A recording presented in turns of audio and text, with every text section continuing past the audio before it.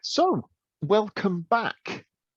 Now, last time we talked a little bit about the subjective experience of the facilitator and using that within the room, but we also had some comments and thank you saying, well, actually, it can't just be about that. It's got to be about the experience of the other people in the room, or these days, the other side of the screen.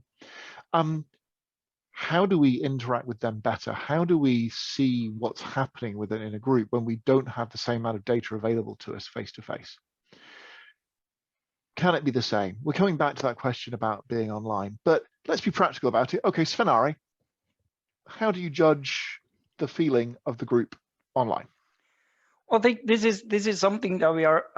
I am acquiring now, kind of a skill of doing. And a session I led a week ago, I for myself discovered that actually I can take my time to discover what people are doing as they are in front of me on the screen, even more than I can do physically. So I can actually study people's faces without them knowing it.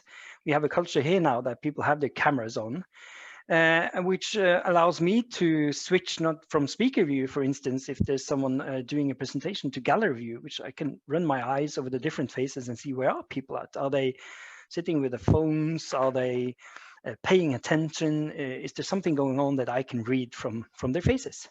And sometimes if you do that in a physical meeting, that would be actually kind of rude to go around and stare people in the face. But now I can actually do it. I've had a colleague do this with me at a meeting, and he did something that actually, which I think I might do more intentionally in the future. He saw that I dropped my pencil. You know, if you've watched me in these videos, you know, I quite often have a pencil in my hand, and he saw that I dropped my pencil. And he realized that meant that I was flustered, you know, a little bit distracted, not quite sure what to do next. So he posted a little direct message and he said, why don't you ask this? And it just popped up in the corner of my screen. And without missing a beat, I could say, now here's a question. Why don't we look at this thing? And then all of a sudden I thought, what a beautiful discovery. Because I couldn't do that facilitating online, but in the real world.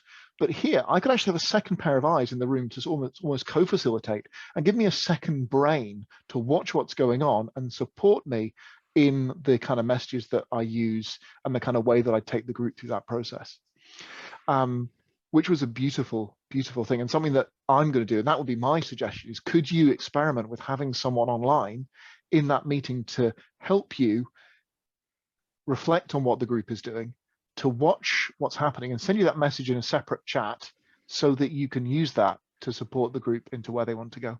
So kind of just feed questions and observations that you can use as a facilitator.